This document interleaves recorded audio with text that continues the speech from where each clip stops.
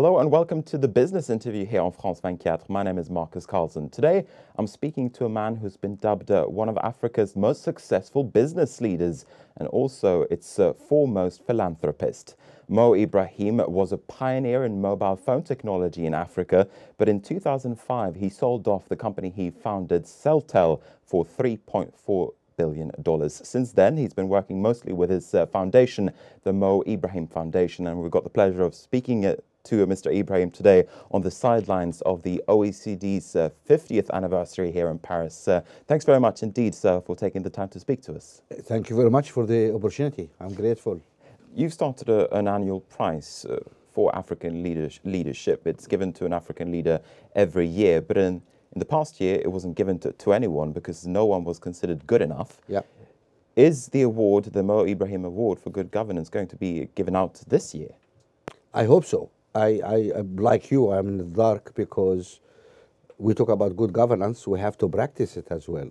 I'm not a member of the prize committee. It's a totally separate committee, and they decide, they research, investigate, and decide. We respect their decision.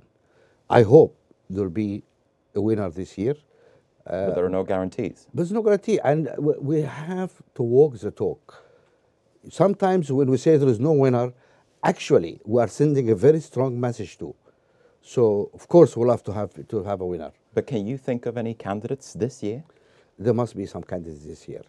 Such as who? But I cannot even discuss this because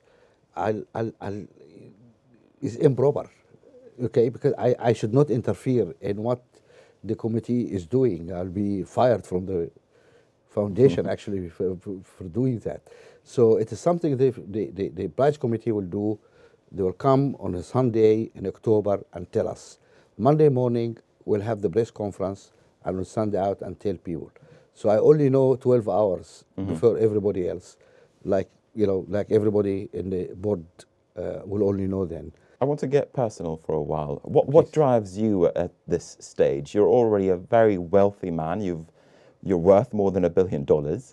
What drives you at this stage, and why are you doing the work that you are doing? Let me just correct you. I'm not any longer a very wealthy man because I'm giving my money to Africa, really. So it's really justice, and I want to see my people.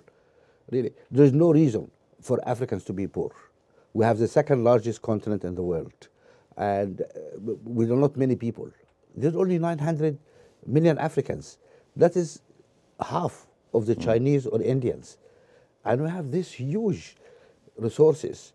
Nelson Mandela used to say, we are a very rich continent, but very poor people. Why? We need to do something about this. And I find myself, fortunately, in a good place to do something because I have done business in Africa. And we did it without paying bribes, and we tell everybody you can do business in Africa without paying bribes. And Africa actually offers the highest return on equity anywhere in the world, according to the World Bank figures. Unfortunately, fund managers are not aware of these facts. They don't read.